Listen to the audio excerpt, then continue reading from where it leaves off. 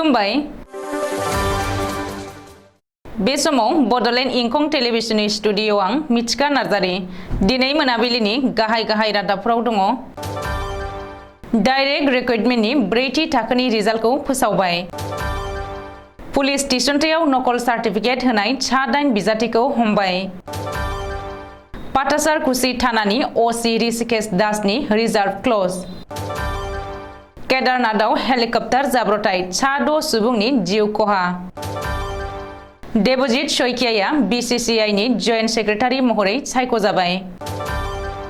गसाइगावनि दिंदिंआ बावनाय दैमायाव सिनाय मोनै गोथै सह मोनदों। गुजरातआव गोख्रों लामा जाब्रबथाय सा-6नि जिउ खहा आरो सा-10 गोब्राब जोखोम। गसाइगावनि रायमना नेशनेल पार्कआव मासे मैजों लोगोसे 3 फलान हमजादों। दानिया फै आबुं रादाबाव।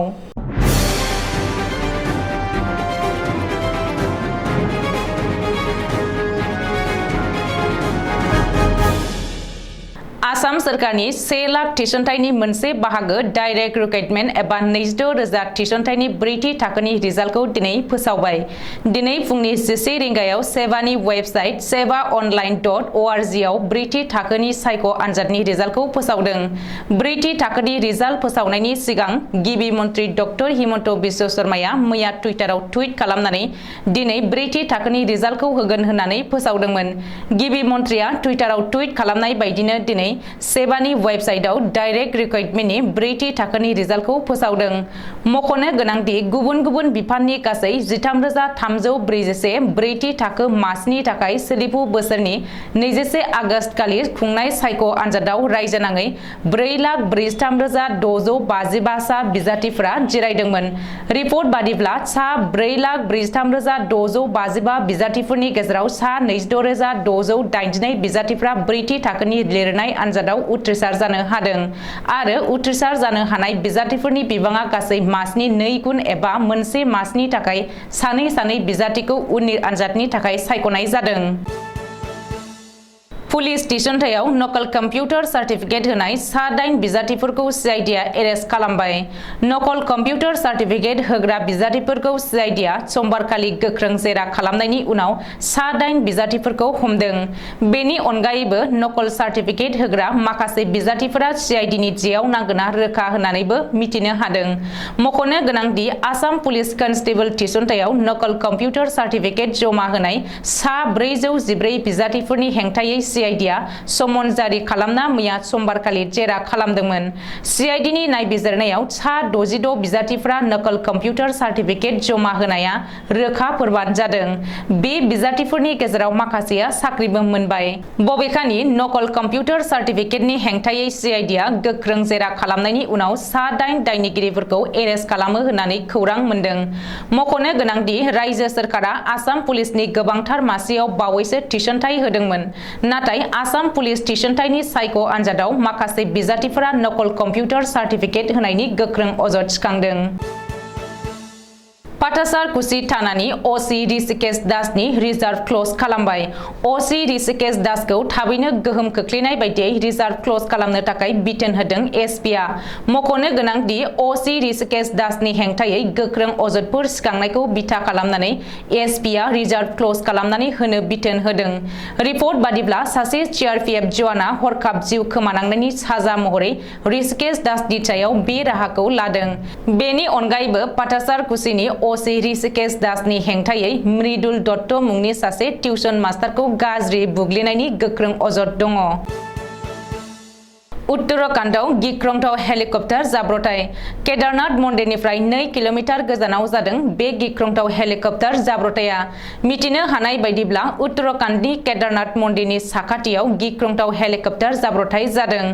जाब्रबथाय जानाय हेलिकप्टारा गोप्त काशीनिफ्राय रावना होदोंमोन। नाथाय केदारनाथ खाकी फारसे थांबाय थानाय समावनो हरखाब जाब्रबथायाव मोगा-मोगि जायो। बबेखानि बे गिख्रंथाव हेलिकप्टार जाब्रबथायाव सा 6 सुबुंफोरा जिउ गोमादों। रिपर्ट बादिब्ला हेलिकप्टाराव सानै पाइलटखौ लानानै गासै 6 दावबायारि दंमोन। बे हेलिकप्टार जाब्रबथायनि बागै खौरां मोननाय लोगो लोगो बोखांग्रा हानजाया जाथायसालियाव रावना होयो। नाथाय बे खौरांखौ सुजुनाय समहालागै मा जाहोननि थाखाय बे गिख्रंथाव हेलिकप्टारा जाब्रबथाय जाखो बेनि बागै मिथिनो हानाय जायाखै आरो बे जाब्रबथायनि बागै अफिसियेलि जेबो खौरां फोसावाखै। BCCI नि गोदान कमिटि दाबाय। बे गोदान कमिटियाव आसामनि देबजित सैकियाखौ BCCI नि जइन्ट सेक्रेटारि महरै सायख'यो। मख'नो गोनांदि दिनै मुम्बाइनि ताज हटेलाव board of control for cricket in India सुंद'यै BCCI नि बोसोरारि सावरायमेल जानानै थाङो। BCCI नि बे बोसोरारि मेलावनो आसाम क्रिकेट एसोसिएशननि नेहाथारि देबजित सैकियाखौ BCCI नि जइन्ट सेक्रेटारि महरै सायख'यो। रिपर्ट बादिब्ला देबजित सैकियाया रावबो बादायनाय गैयालासे BCCI नि जइन्ट सेक्रेटारि महरै सायख'जादों। BCCI नि बोसोरारि सावरायमेलाव 1983 मायथाइयाव वर्ल्ड काप देरहानो हानाय इन्डिया टीमनि बारग' क्रिकेटार आरो सोद्रोमा रजार बिन्नीखौ BCCI नि गोदान मासिगिरि महरै सायख'यो। मख'नो गोनांदि रजार बिन्नीया BCCI नि आथिखालनि मासिगिरि सौरभ गांगुलीनि मासिखौ लागोन। ओरैहाय गागि नेहाथारि जय साहायाबो BCCI नि नेहाथारि महरै मासि सामलायगोन होननानैबो मिथिनो हादों। कक्राझार जिल्लानि गसाइगाव महकुमानि बेन्दोंआव थानाय ग्राहामपुर थानानि आवथायाव दिंदिङा बाजारजों नांजाबनाय बावनाय दैमानि सायाव सिनाय मोनै सासे बैसोगोरा सुबुंनि गोथै सह' मोनदों।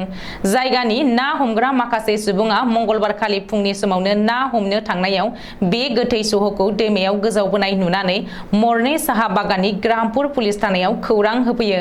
बेनि उनाव खौरांखौ मोननानै पुलिसा लोगो लोगो जायगायाव थांनानै गोथै सह'खौ बोखांहैयो आरो थानायाव लाबोनानै उनाव पोस्ट मर्टेमनि थाखाय कक्राझार R&B सिविल हस्पिटालाव दैथायहरो।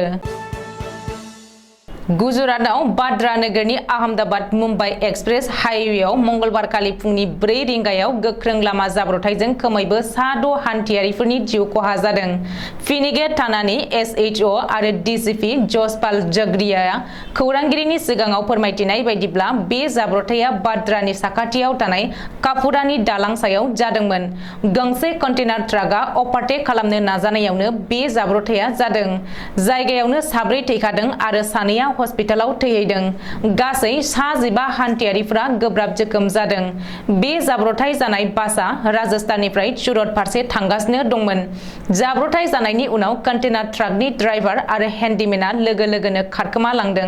नाथाय पुलिसआ बिसोरखौ नागिरगासिनो होननानै पुलिसनि सुलुङाव फोरमायदों। ओजोंहाय बाद्रानि SSG हस्पिटालनि डाक्टर PL तिवारिया मिथिहोदों दि जोखोम जानाय गासैबोनि हालोदा जोबोद गोब्राब आरो गोख्रों जोथोन लानायनि जोबोद गोनांथि दङ। कक्राझार जिल्लानि गसाइगाव रायमना नेशनेल पार्कआव मासे मैजों लोगोसे 3 पलान एबा सिखारि हमजादों। हमजानायफोरनिफ्राय मोन 7 जे आरो गं 7 जंबो मोननो हादों। सुलुङाव फोरमायनाय बायदिब्ला गासै 40 पलान एबा सिखारिफ्रा रायमना नेशनेल पार्कनि 6 नम्बर ओनसोलाव मैहुर खालामफुबाय थानाय समावनो हाग्रा बिफाननि मावफारियाफोरा होसोनानै 3खौ हमनो हादों। हमजानायफोरनि मुङा फारियै कुसुबिल गामिनि जीवन टुडु, बल्लामजरा गामिनि इटुआ बेग आरो कुसुबिल गामिनि गुनुबि सरेन होननानै हाग्रा बिफाना फोरमायदों। कसुगावनि वेस्टार्न रेन्जनि बिबान लाथ'नाय रेन्जार अनुपम दासआ खौरांगिरिनि सिगाङाव फोरमायनाय बायदिब्ला खौरांखौ मोननाय लोगो लोगोनो हाग्रा बिफाननि मोननै दोलोआ बेंखननानै बिसोर 3खौ हमनो हादों आरो आद्रा थानाय एबा खारग'नाय माखासेखौबो हाग्रा बिफाना हमनो नाजागोन। दिनै मोनाबिलिनि रादाबा एसेनोसै। गोजोन्थों।